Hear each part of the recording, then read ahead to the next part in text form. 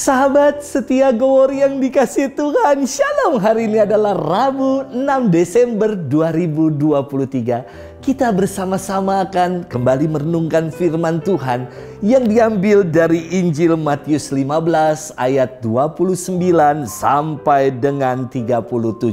Mari kita siapkan hati kita. Haleluya, haleluya, haleluya. Tuhan akan datang menyelamatkan umatnya. Berbahagialah orang yang menyongsong Dia.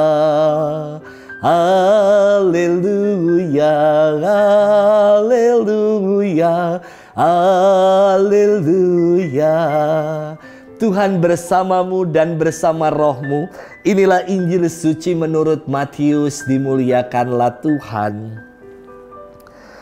Pada suatu ketika Yesus menyusuri pantai Danau Galilea, lalu naik ke sebuah bukit dan duduk di situ. Maka datanglah orang banyak berbondong-bondong kepadanya, membawa orang lumpuh, orang timpang, orang buta, orang bisu, dan banyak lagi yang lain. Lalu meletakkan mereka pada kaki Yesus, dan mereka semua disembuhkannya. Maka takjublah orang banyak itu melihat orang bisu berkata-kata, orang timpang sembuh, orang lumpuh berjalan, orang buta melihat, dan mereka memuliakan Allah Israel. Lalu Yesus memanggil murid-muridnya dan berkata, hatiku tergerak oleh belas kasihan kepada orang banyak ini. Sudah 3 hari mereka mengikuti aku dan mereka tidak mempunyai makanan. Aku tidak mau menyuruh mereka pulang dengan lapar, nanti mereka pingsan di jalan. Para murid menyahut, bagaimana mungkin di tempat sunyi ini kita mendapat roti untuk mengenyangkan orang banyak yang begitu besar jumlahnya? Kata Yesus kepada mereka, berapa roti ada padamu? 7, jawab mereka, dan ada juga beberapa ikan kecil. Lalu Yesus menyuruh orang banyak itu duduk di tanah. Sesudah itu ia mengambil ke-7 roti dan ikan-ikan itu. Ia mengucap syukur, membagi-bagi roti itu dan memberikannya kepada muridnya. Lalu para murid membagikannya kepada orang banyak. Mereka semua makan sampai kenyang. Kemudian potongan-potongan roti yang sisa dikumpulkan 7 bakul penuh. Demikianlah sabda Tuhan. Terpujilah Kristus. Sahabat setia Gowor yang dikasihi Tuhan, Shalom. Saya teringat ketika saya masih menjadi pastor yang bermisi di tanah Papua. Ketika ada kunjungan dari Bapak Uskup, selalu umat ingin menyambut Uskup yang datang. Bukan hanya Uskup Timika, tetapi ketika Bapak Uskup dari Jakarta juga datang, umat menyambut dengan penuh antusias dan kehangatan. Saudari-saudara, sahabat setia Gowor yang dikasihi Tuhan, adat di budaya di Papua, ketika menyambut tamu yang terhormat, orang besar, mereka pasti akan potong babi dan memasaknya dengan cara bakar batu atau disebut barapen. Yakni babi itu diungkep di atas batu-batu panas, juga di bawahnya dialasi dengan batu panas. Babinya ada di tengah-tengah, posisinya diungkep. Wah, rasanya nikmat sekali. Namun hewan adat yakni babi harganya sangat mahal sekali di tanah Papua. Kasihan masyarakat yang sederhana kalau menyambut Bapak Uskup yang datang, mereka selalu potong babi. Karena yang datang bisa ribuan orang. Dari manapun orang datang untuk sama-sama merayakan dan menyambut orang penting, orang besar, Bapak Uskup yang datang. Sahabat setia Gowor yang dikasihi Tuhan, maka saya pernah membuat ide, tidak lagi dengan memotong babi, tetapi dengan membuat roti.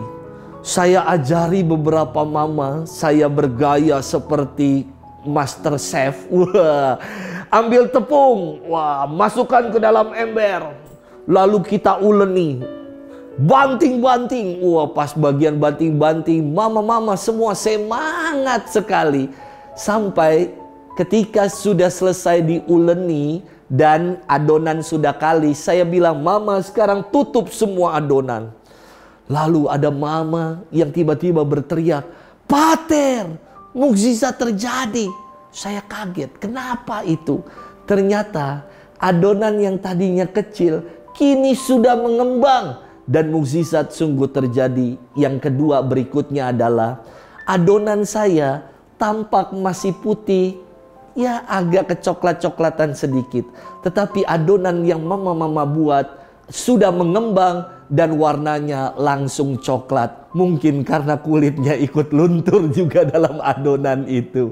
Sahabat setia Gowor yang dikasihi Tuhan, hari ini dalam firman Tuhan, Yesus berkata, hatiku tergerak oleh belas kasih.